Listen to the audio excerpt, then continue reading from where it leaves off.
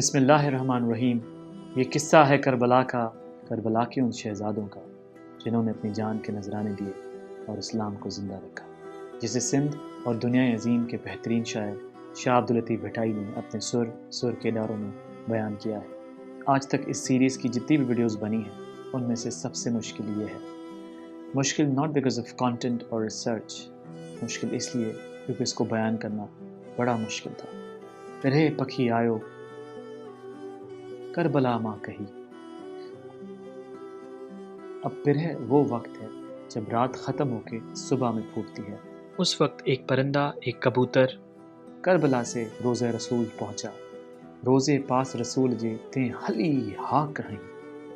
اس پرندے نے، اس کبوتر نے روزہ رسول پہنچ کے ایک بلند آواز میں نعرہ لگایا اور کہا، اٹھم رک روئی چڑھ میر محمد عربی۔ اے رسول خدا صلی اللہ علیہ وسلم، میں نے کربلا میں تلواروں تلے ایک حشر برپا دیکھا ہے۔ چلیے اے محمد صلی اللہ علیہ وسلم، چلیے، آپ کو شہزادے پکار رہے ہیں، چلیے ان کی مدد کو چلیے۔ اب وہ برپا حشر کیا تھا؟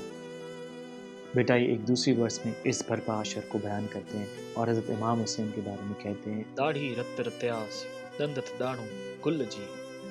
فرماتے ہیں حضرت امام حسین کی داڑھی مبارک خون میں لت پت تھی اور دانت مبارک ایسے لال تھے جیسے انار کے دانے میں۔ 14 ماہ چندر جی پڑ میں پاویاس، اور ان کی دستار مبارک ایسے مہک رہی تھی جیسے 14ویں کا چاند ہو۔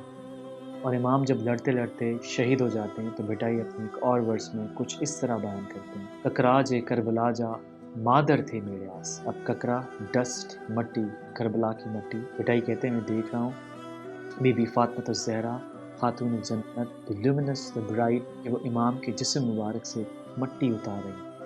پھٹن تاں رت پھڑا علی تھے ہو گیا۔ پھٹن ان سندھی مینس زخم، اور میں دیکھ رہا ہوں جو ان کے زخم ہیں جس میں سے خون بہہ رہا ہے، ان کو علی رضی اللہ تعالیٰ عنہ شیر خدا ان زخموں سے بہتے ہوئے خون کو خوش کر رہے ہیں۔ اور بھٹائی کہتے ہیں، یہاں قصہ ختم نہیں ہوا۔ مڑئی معاف قیاس خالق بدرے خون جے۔ مڑئی مینس ہم سب، ہمارے جتنے بھی گناہ ہیں وہ ہمارے خالق نے اس خون کے بدلے، اس قربانی کے بدلے بخش دیے ہیں۔ نیلسن منڈیلا کہتے ہیں، میں نے اپنی زندگی کے 20 سال سے زیادہ جیل میں گزارے اور ایک رات مجھے خیال ہے کہ میں سب گیو اپ کر دوں، میں سرنڈر کر دوں۔ پھر اچانک سے مجھے کربلا اور حضرت امام حسین کا خیال آیا جس نے مجھے حوصلہ دیا۔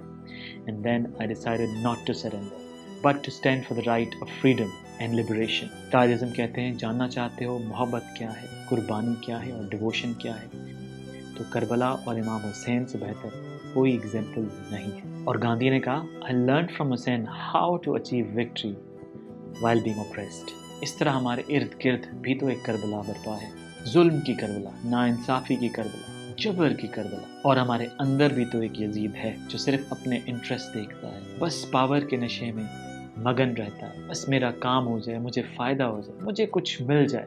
ایسا یزید جسے صبر نہیں، جسے آرام نہیں، جسے سکون نہیں، بس اپنے ارد گرد برپا کربلا کو، اپنے اندر کے یزید کو شکست دیں۔ اور یہ جان لیں کہ کامیابی مٹیریل میں نہیں ہے، کامیابی پاور میں نہیں ہے، ان دونوں نے تو آنا جانا ہے۔ اور حسینیت کا سب سے بڑا سبق یہ ہے، چاہے جتنا اندھیرا ہو، چاہے جتنا ظلم ہو، چاہے جتنا آپریشن ہو، شمع جلنا ضروری ہے۔ آپ کے سامنے جتنی مشکلات ہوں، آپ کے سامنے کتنی بڑی فوج ہو، ہتھیار ہوں، مگر آپ نے صرف عدل اور انصاف کا ساتھ دینا ہے۔ مجھے لگتا ہے جب ہم یہ کریں گے تبھی ہمیں سمجھ آئے گا قتل حسین اصل میں مرگ یزید ہے اور اسلام زندہ ہوتا ہے ہر کربلا کے بعد۔ Thank you very much. اللہ بھائی۔